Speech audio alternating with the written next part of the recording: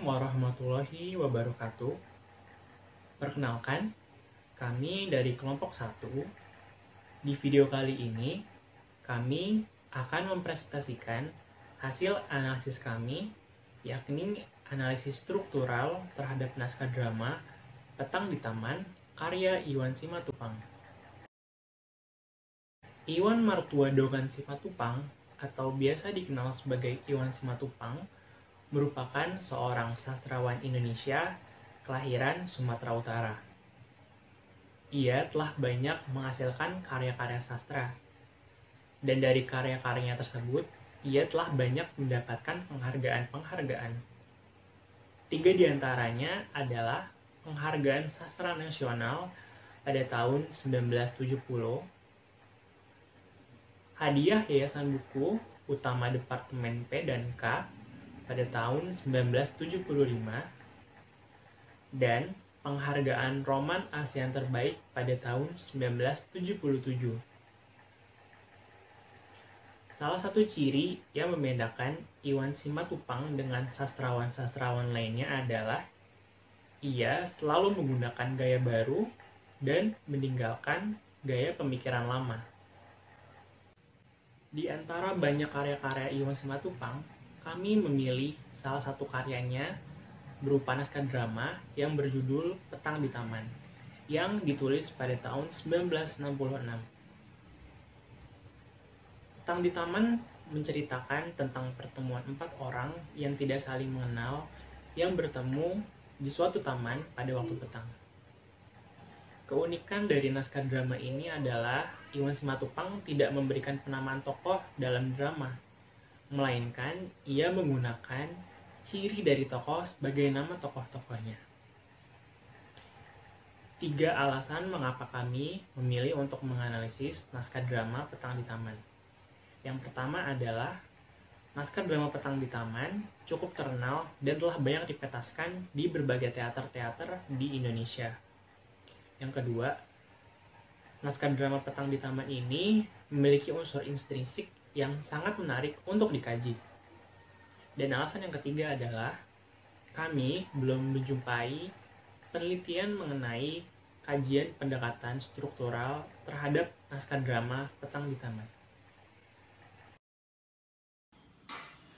Untuk bagian judul naskah Petang di Taman karya Iwan Simatupang ini mengambil dari latar dramanya. Yang pertama latar tempat, yaitu taman, dan latar waktu yang menunjukkan waktu petang. Seperti yang telah dilampirkan pada PPT berikut, yakni saat petang di taman halaman 13, ada bertuliskan teks, di kejauhan terdengar suara orang azan, menunjukkan pukul 6 petang atau maghrib. Dan pada bukti berikut juga, yakni pada halaman 2, Petang di Taman, LSB mengatakan, pakai dipersilahkan segala. Ini kan taman, tiba-tiba marah, dia duduk kalau dia mau duduk, dan dia tidak mau duduk kalau dia memang tidak mau duduk, habis perkara bah. Melihat gram kepada PB. Paragraf tersebut menerangkan dengan jelas bahwa latar tempat drama ini adalah sebuah taman, sama halnya dengan latar waktu. Seluruh peristiwa pada drama ini hanya terjadi di satu tempat, yakni taman. Jadi judul Petang di Taman diambil dari latar cerita sebagai unsur dari drama ini. Dan yang kedua, Wawancang dan Krama Agung. Naskah drama Petang di Taman ini terdiri dari 259 wawancang dan 146 krama agung. Dapat disimpulkan bahwa jumlah wawancang dan krama agung terlampau jauh, yakni lebih banyak wawancangnya daripada krama agungnya. Hal ini memiliki kekurangan dan kelebihannya. Kelebihannya dapat memudahkan tokoh untuk berimprovisasi, tindakan apa yang hendak ia gunakan yang dirasa cocok untuk digunakan saat itu juga. Dan namun kekurangannya, jika tokoh kurang dalam mengkreatifkan dirinya untuk berimprovisasi saat di panggung, pasti akan kesusahan untuk melakukan perannya. Babak dan adegan. Perbedaan antara babak dan adegan adalah babak ditentukan oleh latar tempat cerita, sedangkan adegan ditentukan oleh perpindahan tokoh. Biasanya dalam satu babak terdiri dari beberapa adegan, seperti pada naskah Petang di Taman ini. Pada naskah drama ini, hanya ada satu babak, karena seluruh cerita dari awal sampai akhir hanya terjadi di satu latar tempat, yakni pada taman. Nah, di taman tersebut terjadi beberapa perpindahan tokoh, yang juga berarti perpindahan adegan. Seperti pada adegan 1, muncul tokoh orang tua dan tokoh lelaki separuh baya. Kedua tokoh ini muncul secara bersamaan.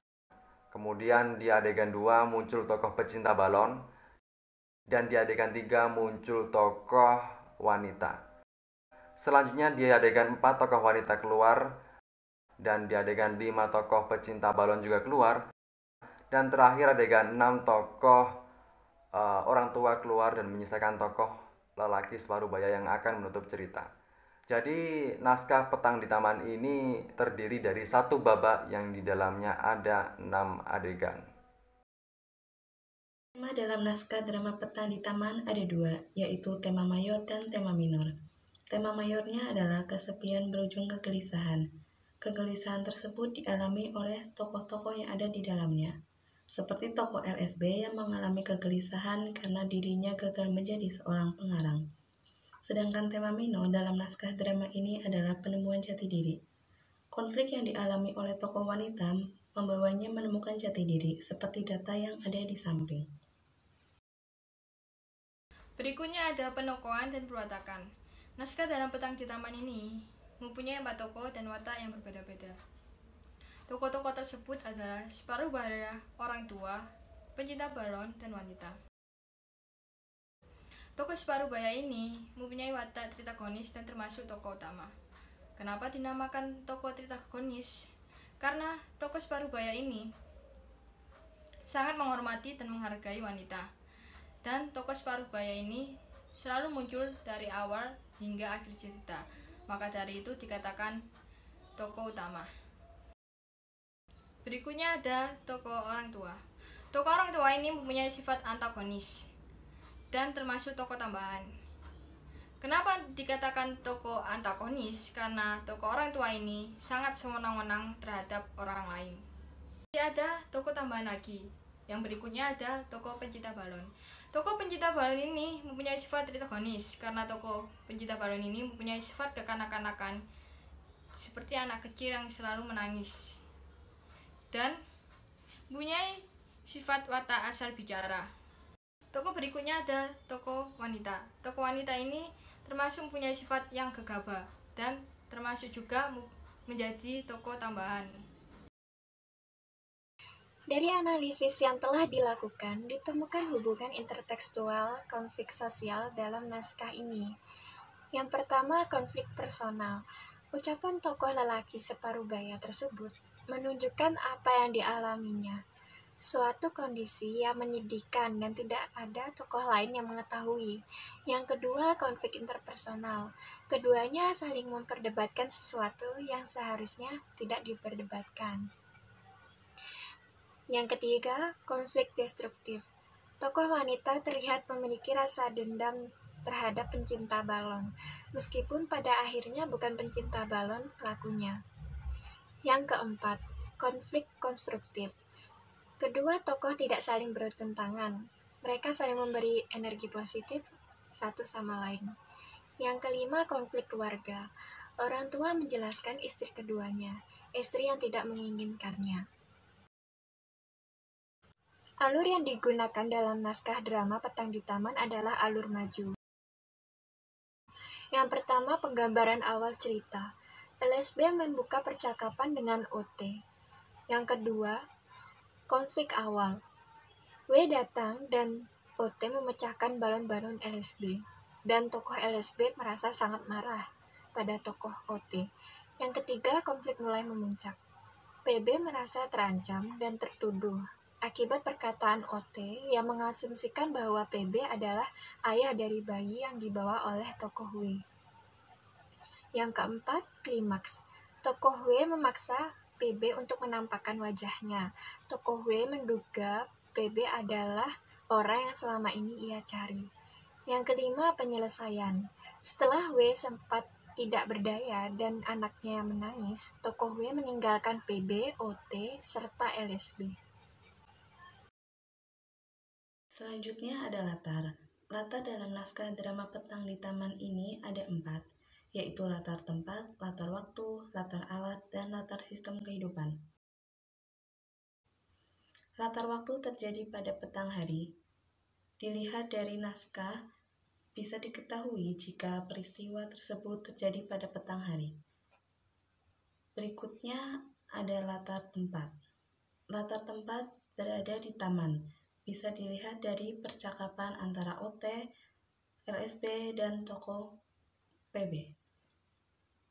Berikutnya ada latar alat.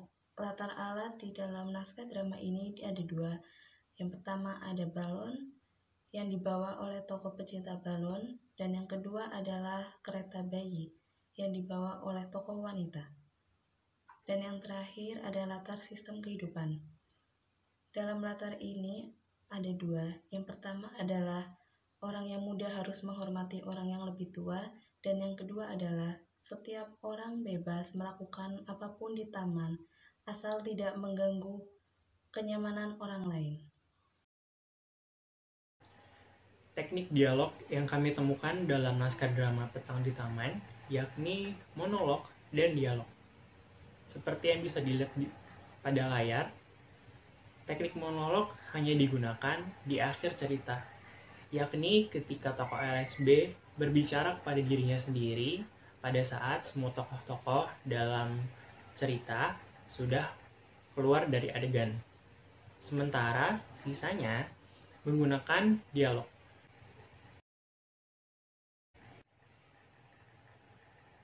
Berdasarkan hasil analisis kami terhadap keseluruhan naskah drama Petang di Taman, kami dapat menilai bahwa naskah drama Petang di Taman ini memiliki tipe drama sebagai drama problema atau problem play.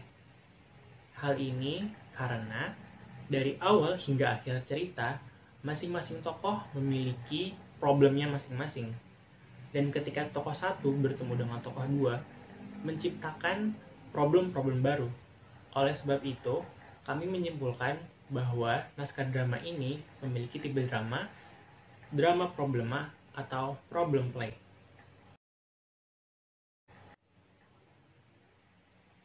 Kesimpulan dari hasil analisis kami terhadap naskah drama Petang di Taman adalah naskah drama Petang di Taman ini mengisahkan tentang 4 orang tokoh yang masing-masing memiliki problematikanya. Naskah drama ini dapat dianalisis menggunakan pendekatan struktural dengan menganalisis unsur-unsur pembangunnya seperti judul, wawancang dan keramagung, hingga tipe drama. Hasilnya adalah kami menemukan unsur-unsur pembangun ini memiliki keterkaitannya antara satu dengan yang lain. Sekian presentasi dari kami. Kurang lebihnya mohon maaf. Wassalamualaikum warahmatullahi wabarakatuh.